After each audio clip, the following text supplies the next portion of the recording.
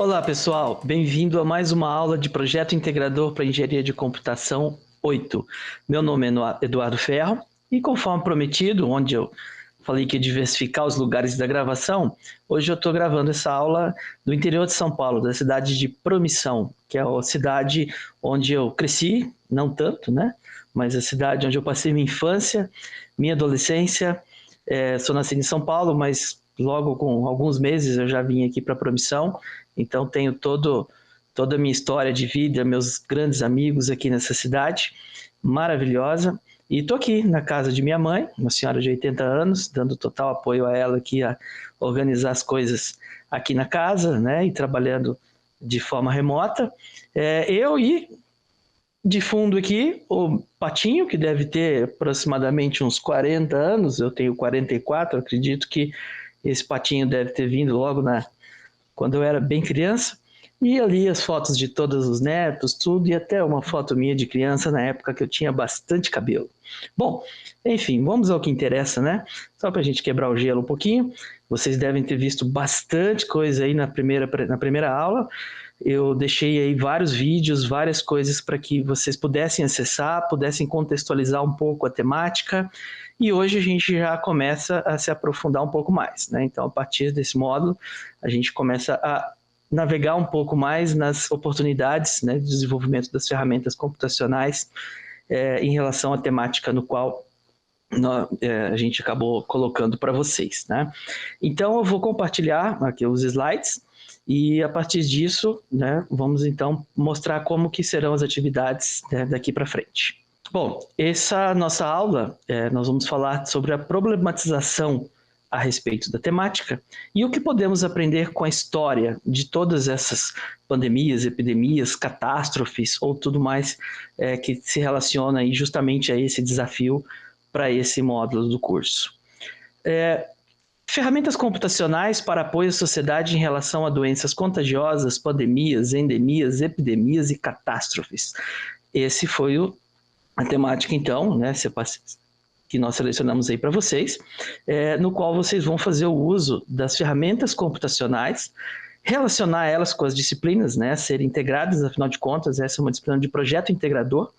A gente não está aqui muito preocupado com base teórica, e sim mostrar o uso, né, dessa teoria, de tudo que vocês aprenderam em todas as outras disciplinas que vocês já cursaram, principalmente as cursadas nesse semestre.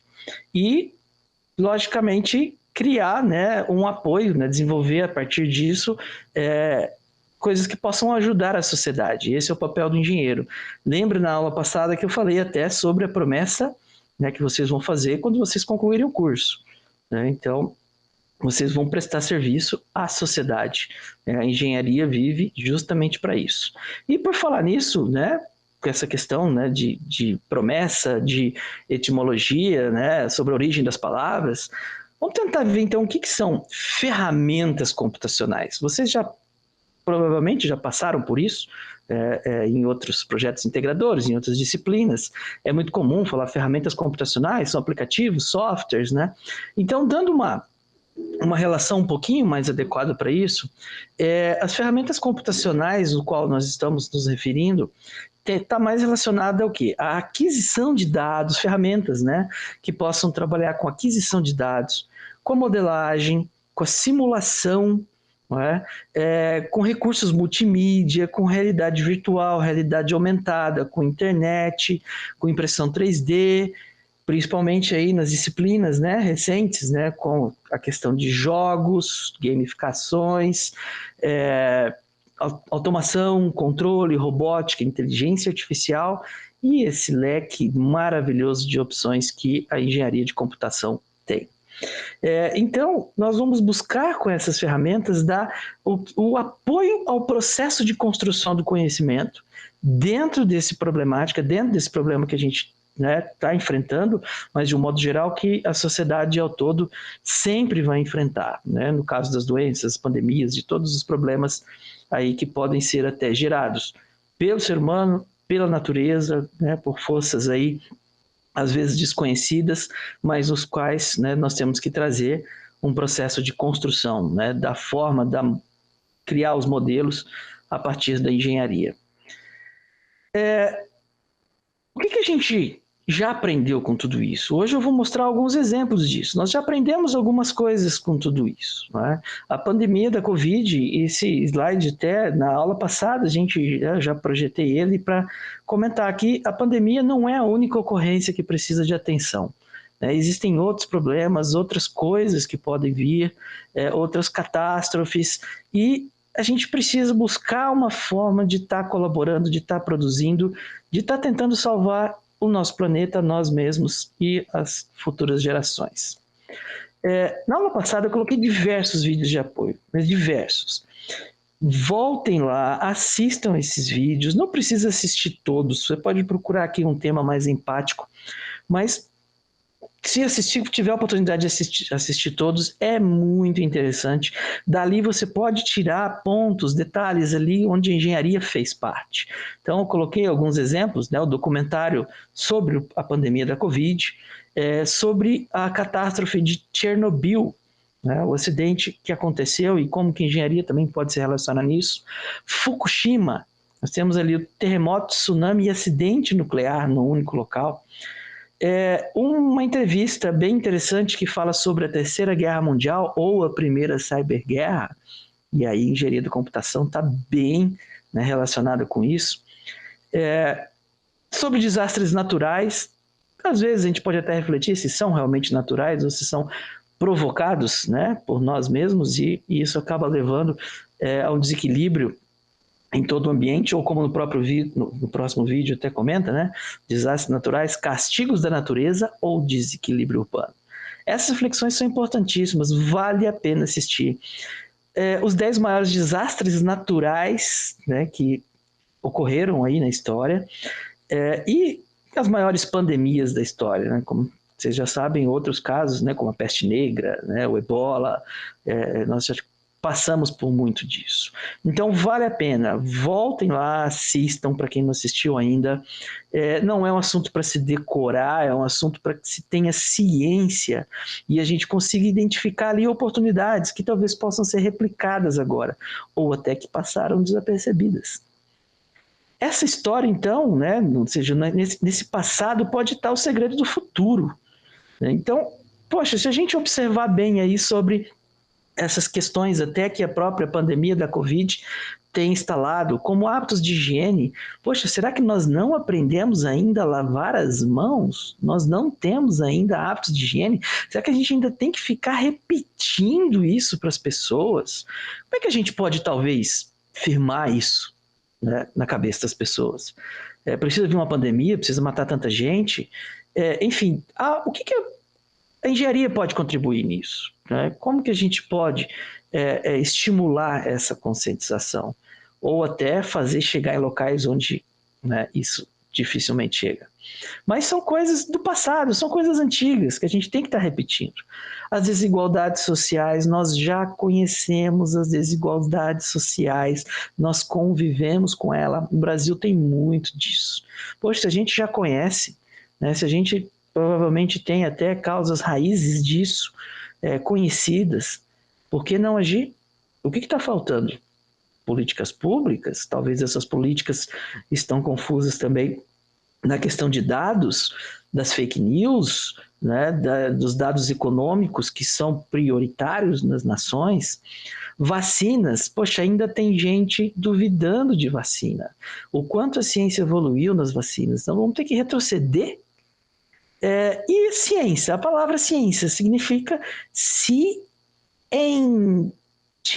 ou seja, algo que você está ciente.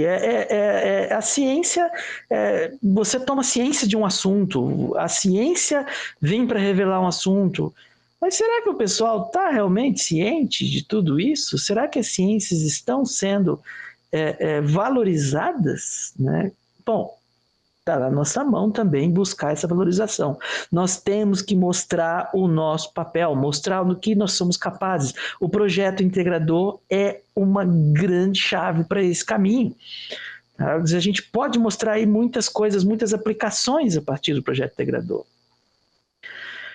Bom, e aí diante do assunto, né, separado para essa semana, além da gente poder rever aqueles vídeos, né, do módulo anterior, poder entrar também ali com um olhar, quem sabe assistir de novo e entrar com um olhar, né, no problema e depois assistir novamente, um olhar nas soluções, o que foi feito, o que pode servir agora, eu também separei materiais, vamos assim dizer, pós-problema, né, ou seja, um caminho que nós podemos aí construir, para justamente a gente pensar se nós vamos conseguir ser mais sustentáveis.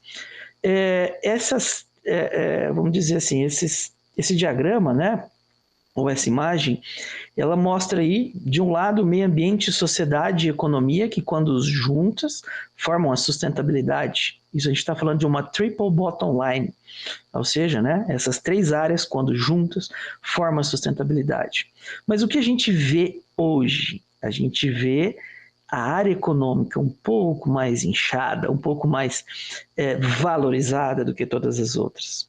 Isso, obviamente, leva a alguns impactos, como, né, a gente tem visto aí, impactos políticos, impactos no ambiente, na própria sociedade, no desenvolvimento tecnológico. Né? Nós temos que tentar igualar essa hélice tríplice, ou vamos, né, como o triple bottom line, ele tem que estar ali muito bem organizado. E aí já dou uma recomendação, naveguem nesse site da Kate Howard, ela escreveu um livro que já tem em português, que é sobre economia donut, ou economia da rosquinha, né? É engraçado, mas é uma economia que mostra os nossos limites, que nós não podemos inchar uma determinada base, depreciar outra, que a gente não tem mais que estar avançando numa questão de lucros a qualquer custo, passando por cima de tudo, que nós devemos buscar o equilíbrio e as ferramentas, os dados, né, como eu falei para vocês, a aquisição de dados, o modelo de sistemas está completamente relacionado a isso. Os tomadores de decisão precisam desses dados, dessas informações, dessas ferramentas, as pessoas têm que estar conscientes disso. A gente precisa mudar. Então, esse material, né, estou dizendo que vocês precisam estar comprando o livro, ótimo, é uma excelente opção, eu tenho, gostei muito da leitura, recomendo. Mas no site dela já tem os vídeos, tem as palavras da Kate, tem algumas formas ali que ela mostra, né, como aplicar, exemplos, países que têm desenvolvido isso, e isso pode ser, então, um caminho a se observar, porque dentro das ferramentas computacionais que vocês vão estar utilizando, né, principalmente para evitar tudo isso, a gente precisa pensar nesse equilíbrio tríplice. Né? A gente precisa atender, né, um objetivo com essas ferramentas. Esses objetivos não podem ser só econômicos, não podem ser só a sociedade, ou seja, de forma desigual, né, ou só ao meio ambiente. As nossas ferramentas precisarão atender objetivos sustentáveis para que elas tenham sucesso. Tá? Então, esse é o primeiro material que eu já separei para vocês, para que vocês possam avançar aí na aquisição, né, de mais informações. E coloquei ainda, né, nessas primeiras semanas, eu até comentei, a gente vai ter que se aprofundar, criar uma empatia bacana com esse problema, definir exatamente o que vocês querem fazer. Eu acho que talvez algumas coisas em mente já podem vir, né, já de experiências passadas, até de outros projetos integradores, mas nos quais nós vamos agora relacionar um pouco mais de aprofundamentos nas disciplinas. Mas eu deixei alguns vídeos aí para que a gente entenda o que está acontecendo, por que essas pandemias, essas epidemias, essas catástrofes, esses acidentes vêm acontecendo, quais são as causas, o que acontece com o nosso planeta, com a sociedade, né? Que tudo isso acaba gerando, né, prejuízos, né, de uma forma geral. Então, a história das coisas é um vídeo bem interessante, onde vocês vão entender justamente todo o relacionamento dessas questões que podem ser aí concebidas a partir da economia linear, a história da água engarrafada, a história dos eletrônicos, do carvão, dos combustíveis fósseis. Então é um conjunto de histórias bem interessantes nos quais vocês vão acabar repensando, poxa, por que a gente não muda isso? E, né, a engenharia de computação é essencial nisso. E aí, dentro desses desse conjunto de vídeo também tem a história das soluções. Né? Quais são as soluções que já foram criadas e que podem ser ainda utilizadas? Talvez tenha muita coisa ali que está esquecida, e a gente pode trazer à tona de novo. Esses outros 2 vídeos eu já recomendei, né, em projetos integradores anteriores, que é o poder por trás da energia e obsolescência programada, que está muito relacionado ao papel da engenharia, a todas as sugestões e soluções que já aconteceram no passado. São documentários também, pouco extensos, mas extremamente interessantes. Não dá para ser engenheiro nos dias de hoje sem conhecer um pouco dessa história. Plástico não é a solução e não o vilão. Hoje muita gente culpa o plástico. Mas vocês já pensaram, né, o que seria se a gente tirasse tudo das árvores, dos minérios? O plástico talvez foi uma solução, tá? Não o vilão. Só que o mau uso é o problema, né? A forma que ele é descartado é um problema, né? O excesso é um problema. Então, é um vídeo bem curtinho e bacana para que vocês entendam. Don't panic, ou seja, né, não entre em pânico. Esse vai mostrar para vocês o que vem acontecendo com o crescimento populacional, o que ainda está por vir e o mais interessante, em dados, com análise, estatísticas, simulações gráficas futuras. Vale a pena, é aí que está justamente o que vocês precisam enxergar. A informação, a quantidade de dados hoje é gigantesca. É necessário extrair com qualidade essa informação. Enfim, outros vídeos como, né, que a economia saudável, né, ela pode ser desenhada não necessariamente para o crescimento, mas sim para uma estabilidade. E é o que a Kate até fala também. Esse vídeo é bem interessante. E os cidades do futuro?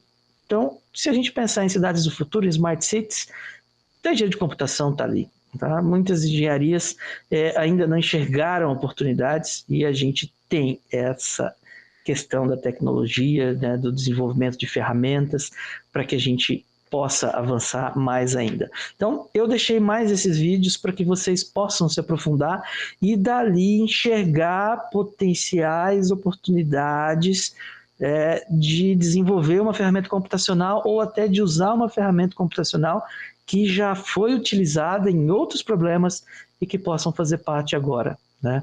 Ou seja, o passado, presente e futuro. Qual que é o papel da engenharia? Vocês precisam destacar o papel da engenharia, em especial a da computação. Como eu disse no início, nós temos que mostrar o nosso valor para aqui que nós viemos. Buscar a relação com as disciplinas, não se esqueçam, esse é uma forma, né, de avaliação do projeto integrador, mas principalmente olhar para trás, olhar para essa história para tentar enxergar. Olha só, um pouco dessa história. Em 2015, Bill Gates fez uma palestra no TED Talks prevendo a pandemia. Né? Esse artigo aqui de 2007, que fala justamente lições a partir das experiências de 13, tá? 13 coisas que ocorreram aí praticamente muito antes do que a gente está falando, né? A gente está aí nesse artigo em 2007. Então lá já tem lições. Poxa, se tem lições, elas não foram seguidas, elas não foram em frente, por quê? Talvez lá tenha um pouco do que a gente está precisando rever.